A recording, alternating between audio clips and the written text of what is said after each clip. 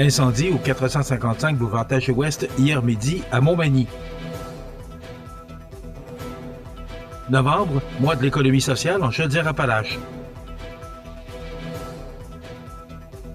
Un succès retentissant pour la 18e édition de l'Halloween à la Pocatière.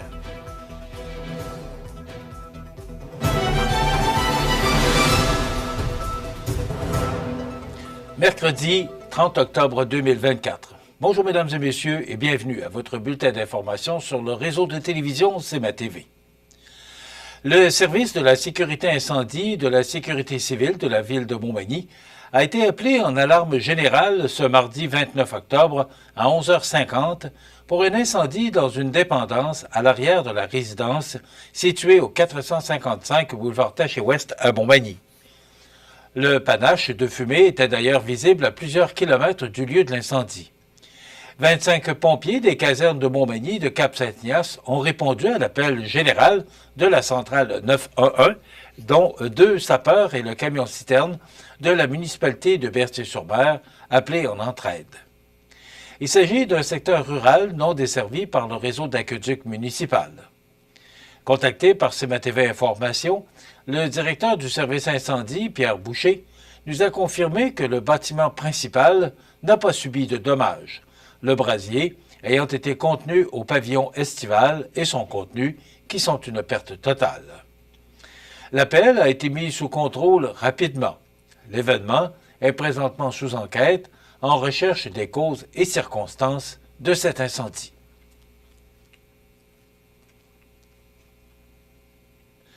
Le chantier de l'économie sociale ainsi que les 22 pôles actifs dans toutes les régions du Québec vous proposeront diverses activités et actions de visibilité durant le mois de novembre, proclamé le mois de l'économie sociale.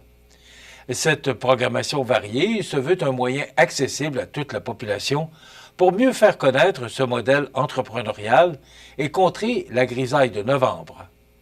En Chaudière-Appalaches, plusieurs événements marqueront le mois de l'économie sociale, dont celui en agriculture, à la coopérative de solidarité des choux gras à Saint-Damien de Buckland le 15 novembre prochain.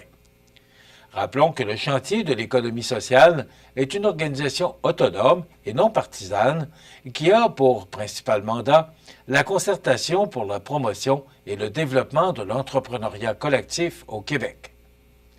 De son côté, la table régionale d'économie sociale de Chaudière-Appalaches, la TRESCA, est présente dans l'ensemble de la région et est entièrement dédiée au développement des entreprises collectives sur leur territoire et favorise la concertation entre les différents acteurs de leur milieu et soutient la création des conditions favorables à ce modèle entrepreneurial de développement. Un succès retentissant pour la 18e édition de l'Halloween à la Pocatière. On vous donne tous les détails après la pause. Fenplast, c'est le plus important manufacturier de portes et fenêtres au Québec. Un produit recommandé par Protégez-vous au printemps 2024. Vous pensez portes et fenêtres? Passez voir notre équipe à la boutique Fenplast Montmagny au 228 chemin des Poiriers ou sur fenplast.com. Le marché de Noël de Sainte-Apolline de Patton est retour le dimanche 10 novembre. Artisanat, métiers d'art, produits agroalimentaires, plus de 20 exposants et leurs créations dans une ambiance festive à la salle municipale de 10h à 16h. Entrée gratuite. CMA-TV agrandit son rayonnement de diffusion. En plus de regarder CMA-TV sur son site web et sur le câble de Cogeco, vous pouvez maintenant capter la programmation de CMA-TV sur le canal numérique 206 ou analogique 14 sur le câble de Saint-Pamphile. CMA-TV, partout pour vous. Vous regardez CMA-TV, le réseau de l'information sur la Côte-du-Sud. Plus de 10 000 personnes s'étaient donné rendez-vous pour participer à la 18e édition de l'Halloween à la Pocatière, qui s'est terminée par une magnifique soirée sur la 4e avenue Pinchot, samedi soir dernier. C'est mercredi, le 23 octobre, que les festivités ont débuté par la tournée des résidences pour aînés avec l'organisme d'interprétation scientifique Aster, qui présentait le monde fascinant de la minéralogie des astres, se terminant par une soirée spéciale loup-garou à la mosaïque. Le lendemain, l'Office national du film présentait de courts-métrages sous le thème « Qu'est-ce qui brille là-haut ?» Une belle introduction à ce type de cinéma, projection toujours à la mosaïque. tandis que les plus courageux participaient, eux, à l'activité Laser Tag Galaxy pour un combat entre humains et extraterrestres et qui évolue en soirée à la montagne du collège. Finalement, le club d'astronomie du cégep de la Pocatière ouvrait ses portes, pour l'occasion, de son observatoire, afin de faire découvrir le magnifique ciel pocatois, alors que les étoiles filantes s'étaient donné rendez-vous. Le samedi, les festivités de la journée offraient du maquillage, livres en fête, jeux gonflables, murs d'escalade, maison hantée du centre de la Pocatière et un magnifique voyage dans l'univers dans le planétarium d'Aster, et se terminant sur la 4e avenue Péchaud avec de nombreuses activités. Une parade s'est ensuite mise en branle pour le plus grand bonheur des petits et grands, avec près de 25 chars allégoriques qui ont rivalisé de créativité sous le thème de cette année, l'Halloween à la Pocatière à l'infini. Cette soirée s'est terminée par un spectacle pyrotechnique avec la montagne du collège en toile de fond. Nul doute qu'avec un tel succès, le rendez-vous est déjà donné pour la 19e édition de l'Halloween à la Pocatière. Du 4 au 10 novembre prochain, la Semaine québécoise des rencontres interculturelles sera à l'honneur au Québec et la MRC de Montmagny y participera activement. En effet, lors de cette semaine, et ce pour la 3e année, l'équipe d'immigration de la MRC de Montmagny remettra, lors d'un cocktail, le prix d'action civique Laurent Brochu. Décerné à chaque année, ce prix vise à récompenser un résident de la région qui contribue pleinement à l'intégration des personnes issues de l'immigration. Cette année, le prix sera remis à M. Germain Fortin de Cap-Saint-Ignace, qui accorde une grande importance aux relations culturelles. Son intérêt s'est concrétisé lorsqu'il a accueilli, chez lui, 2 travailleurs mexicains, expérience qui l'a incité à s'engager activement dans l'intégration de nouveaux arrivants. De plus, son implication dans diverses activités locales visant à favoriser l'intégration a joué un rôle clé dans la sensibilisation de sa communauté à l'accueil des immigrants. L'équipe de l'immigration a tenu à exprimer sa reconnaissance au dévouement et à l'impact positif de M. Fortin sur la qualité de vie régionale. L'événement, qui se tiendra sur invitation seulement, se tiendra à l'édifice Amable Bélanger le mardi 5 novembre prochain. Rappelons que le nom du prix Laurent Brochu est en hommage à l'homme d'affaires bien connu de la région, le premier récipiendaire à mériter l'honneur, il y a 2 ans, du prix de l'action civique en raison de son implication bénévole à Montmagny, de sa grande générosité et de son altruisme. Afin de souligner le travail exceptionnel des exploitants de terrains de camping, Camping Québec, l'Association des terrains de camping du Québec, a procédé le 26 octobre dernier à l'hôtel Sheraton de Saint-Hyacinthe à la remise de ses 27e prix de l'excellence, distinction visant à honorer les terrains de camping qui contribuent à l'avancement et au rayonnement de l'industrie du camping au Québec. Outre les lauréats du volet compétition, 24 terrains de camping ont obtenu cette année la mention bâtisseur d'aujourd'hui, Lucier 2024 du volet reconnaissance, afin de souligner les investissements effectués pour l'amélioration de leurs infrastructures et leurs aires de loisirs ou pour l'augmentation de leur capacité d'accueil. Au volet compétition, le camping Aventure Mégantic, situé à Frontenac, a mérité les grands honneurs en recevant le prix Camping de l'année Lucier 2024, la distinction la plus prestigieuse de l'industrie du camping.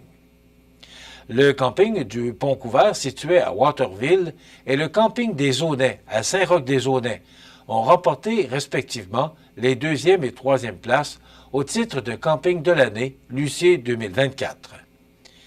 Les investissements effectués par les 24 terrains de camping qui ont obtenu cette reconnaissance totalisent 6 620 792 $, quand même. Un montant qui démontre, sans contredit, la force économique de l'industrie du camping au Québec et le souci constant des propriétaires d'offrir un produit de grande qualité aux adeptes de camping. On estime que chaque terrain de camping québécois investit en moyenne 164 000 $ annuellement dans l'amélioration de ses installations. Comptant plus de 800 membres issus des secteurs publics et privés, Camping Québec, l'association des terrains de camping, représente près de 90 % de l'offre québécoise en matière d'emplacement de camping et a pour mission de promouvoir et de favoriser la croissance et le développement de l'industrie du camping, ainsi que la pratique de cette activité au Québec. Les sports, présentés par Groupe Corriveau, entrepreneur électricien et plomberie, un appel, 4 services. Groupe Corriveau à Montmagny, 88 248 8992, votre solution. Vous avez des projets de construction ou de rénovation? Pensez Groupe Corriveau, entrepreneur électricien et plomberie. Un appel, 4 services, 88 248 8992, Groupe Corriveau à Montmagny ou groupecorriveau.com. La solution pour du travail bien fait.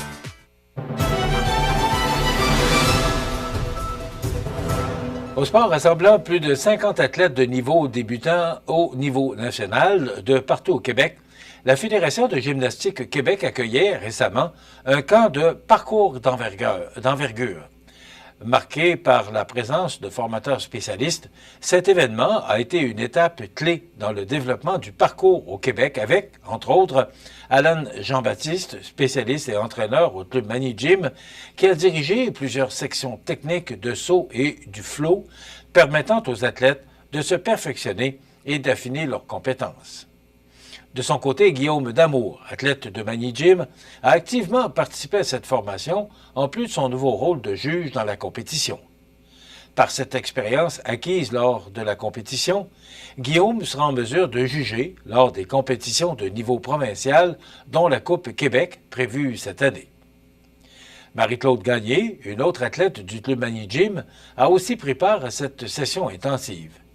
Elle a pratiqué pendant plus de 5 heures aux côtés des autres athlètes, leur permettant à tous, grâce aux spécialistes présents, d'acquérir de précieuses connaissances dans un cadre dynamique et enrichissant. Ce camp de parcours aura aussi permis de développer les compétences techniques des participants et de poser les fondements du parcours au Québec. Ensemble, ils ont contribué à structurer davantage le parcours des juges et à professionnaliser le cadre d'évaluation de cette discipline émergente. Andréane Caron, directrice générale du club, soulignait que le Club Mani Gym se félicitait du succès obtenu lors de cet événement et s'engageait à poursuivre ses efforts pour soutenir l'évolution de cette discipline dans les années à venir. Et c'est jeudi dernier que se déroulait une partie hors concours entre les joueurs de la Ligue junior 3A et les Owls de Westfield State University de la NC2A au Amelia Park Ice Arena. L'équipe du circuit Fitzbee s'est inclinée par la marque de 10-2, mais tirait de l'arrière 3-2 après 20 minutes de jeu. Seren Tepa-Cheboy a récolté 1 point dans la rencontre. C'est plaisant que la Ligue ait organisé cet événement-là. Et ça va peut-être intéresser les joueurs à venir jouer dans notre calibre. Pour Seren, il prend les bouchées doubles depuis son arrivée avec nous et il s'améliore de plus en plus avec une conscience défensive, a résumé Simon Lebrec, entraîneur-chef de l'Everest de Côte-du-Sud. Il est beaucoup plus complet que lorsqu'il est arrivé.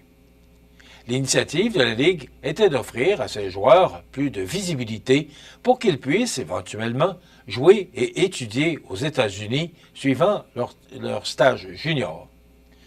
Nous voulons offrir des opportunités à nos joueurs de poursuivre leur carrière après leur stage chez nous, affirme Kevin Fixby, commissaire de la Ligue junior 3A du Québec. Ce genre de journée aux États-Unis est une chance en or pour eux et plusieurs se verront ouvrir des portes grâce à ce voyage. Soulignons que les Owls comptent 4 Québécois dans leur rang, dont Louis Ouellette de Bécomo, Émile Pichette de Saint-Eustache, Raphaël Séguin de Saint-Lazare et Émile Tremblay de Saint-Bruno de Montarville. Voilà ce qui complète votre bulletin d'actualité de ce mercredi 30 octobre. Dans un moment, les prévisions de la météo. Voilà, c'est tout pour l'instant. Bonne journée, mesdames, messieurs. Pour joindre la salle de nouvelles de CMA-TV, nouvelles au pluriel @cmatv.ca ou encore 88 241 13 13 poste 226. La météo, une présentation du restaurant à la Rive, un incontournable à Montmagny. Le restaurant à la Rive, un incontournable à Montmagny. C'est la place pour déguster un délicieux repas dans notre magnifique salle à manger ou sur le pouce à notre casse-croûte. Rue Saint-Louis ou par livraison, le restaurant à la Rive ou restaurantalarive.com.